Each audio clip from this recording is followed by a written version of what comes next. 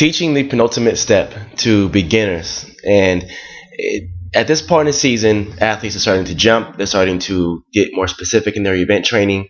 And this video is yesterday's practice with our new beginners.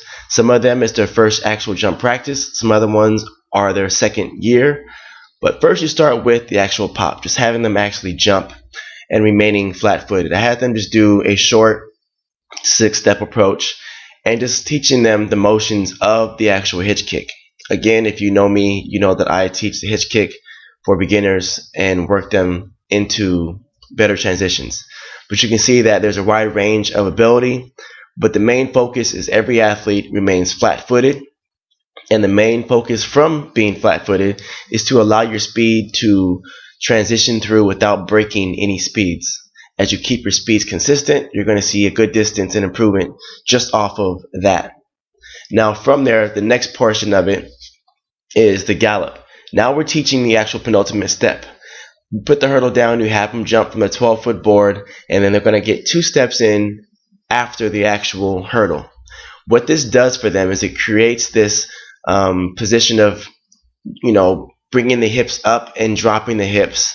Obviously, this is an exaggerated motion, but it's also a way to overload the actual leg muscles to be able to take that impact and get out of it.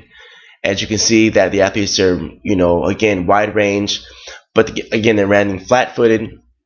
And the focus from there is to make sure that the knee that they push off with the actual board recovers all the way to a complete A position before they jump. This keeps their positions better. Now, travel gallop, you just back it up. I had them do a 6-step approach. I had the water bottle there to kind of get them a checkpoint.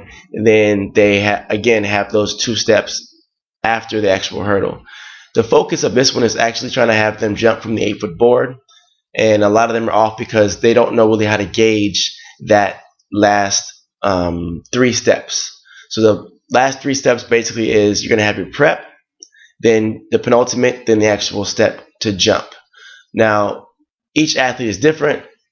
They're getting stronger in these positions and they're reaching. There's a lot of stuff going on form-wise, but all I'm doing right now is just allowing them to understand that there needs to be a change in their hip position.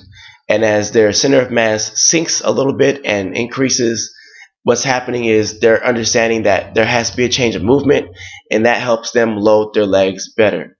Now the last thing is going back to the pop, taking away all the implements, having them run into their jump, and see if they can try to find a similar movement to what they did before.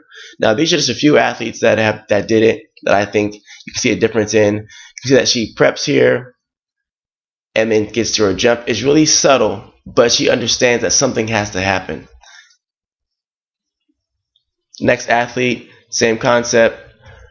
She's a little more flatter, but she understands that she wants to feel that extra pop off the board. So she did. She got more height in her jump. Same thing here. She got more pop off the board, got into her motions, and was able to jump a few inches less than her personal PR. So the good thing about it is the athletes are just learning. Coaches, make sure you remain patient. My focus for this drill for them today was to simply show them that they need to be able to change levels in their height within their motions and what that feels like. Also, as they change levels, if they jump too high over the hurdle and crash down hard, then they're forced with having to create more force within their legs to get their body off the ground to jump again. So even if they do it incorrectly, if they do it correctly, they're going to be able to change levels and adjust better to get more done.